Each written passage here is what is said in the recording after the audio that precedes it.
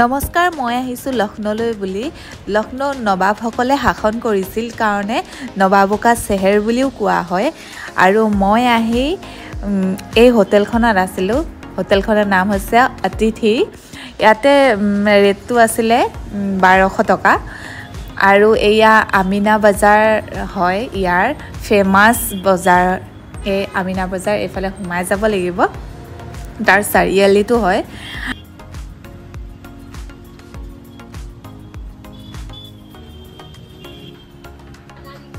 আৰু আমিনা বজাৰতে আছে প্ৰকাশ কি মচুৰ কুলফি। নিশ্চয় ইয়াত এবাৰ ট্ৰাই কৰিব, ইমান সোৱাদ নহয়। তাত গ'লে এবাৰ নিশ্চয় ট্ৰাই কৰিব। আৰু এই ইয়াত দেখিছেনে টুণ্ডে কাবাবি। এই টুণ্ডে কাবাবি দোকানখনো আমিনা বজাৰতে আছে। আপুনি যদি লক্ষ্ণৌলৈ আহিছে তেন্তে নন ভেজ খোৱাসকলৰ বাবে বহুত ভাল ঠাই। ইয়াত নবাবসকলে যেনেকুৱা খাদ্য সম্ভাৰ এৰি থৈ গৈছে সেই খাদ্যৰে সোৱাদ ল'বলৈ পাব। আপুনি লক্ষ্ণৌলৈ আহিছে আৰু টুণ্ডেৰ বিৰিয়ানী, কাবাব, চিকেন তন্দুৰী আৰু ইয়াত ভেৰাইটিজ ধৰণৰ পৰঠাও পোৱা যায়। সেইবোৰ যদি খোৱাৰ সোৱাদ লোৱা নাই তেনেহ'লে আপোনালোকেনো কিহৰ লক্ষ্ণৌলৈ আহিছোঁ বুলি ভাবিব। আমিনা বজাৰখন যথেষ্ট ডাঙৰ, ৰাস্তাও বহুত আছে, সেইকাৰণে প্ৰপাৰ দেখাবলৈ অকণমান দিগদাৰ হয়। ইয়াত আহি গুগলত চাৰ্চ কৰিলে পাই যাব।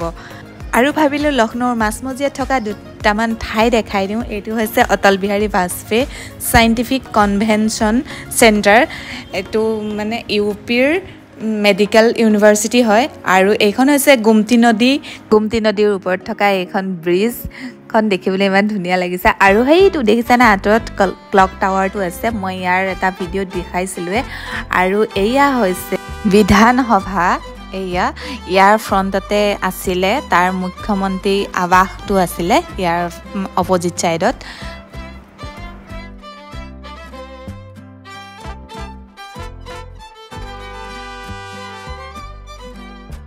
আৰু বৰ্তমান আহি আছোঁ ইয়াৰ VIP ৰোডত। এয়া দেখিছেনে ইমান ধুনীয়া এইখন লতাজ দি পেলাই বনাই থৈছে গেটখন। এয়া হৈছে ৰাজভৱনৰ গেট। ৰাজভৱনৰ গেট এনেকুৱা দুখন বনাই থৈছে, বহুত ধুনীয়া দেখিবলৈ লাগিছিলে গেটখন, যেন ৰৈ ফটো মাৰিম এনেকুৱা লাগিছিলে। উত্তৰ প্ৰদেশৰ ৰাজধানী লক্ষ্ণৌ কাৰণে এইখন ৰাজধানী হয় কাৰণে বহুত ধুনীয়াকৈ আছে, মানে ঠাইবোৰ বহুত ধুনীয়াকৈ ৰাখিছে। আৰু জেগাবোৰো ধুনীয়া লাগিছে চাবলৈ, ধুনীয়াকৈ বনাই মেলি থৈছে যিকোনো বস্তুবোৰ। এইকেইটা দেখিছেনে পখিলাকেইটা ইমান ধুনীয়া লাগিছে নহয়। আকৌ পাক ঘূৰি আহিছিলোঁ, এইকেইটা আকৌ দেখিবলৈ পালোঁ। ইমান ধুনীয়াকৈ বনাই থৈছে পখিলাকেইটা। আৰু পখিলা বনাই থৈছে। এই লাইটৰ পোষ্টবোৰত দেখিছেনে পখিলা এজনী এজনী আছে, ভালদৰে চালে দেখিব, বনাই থৈছে ধুনীয়াকৈ।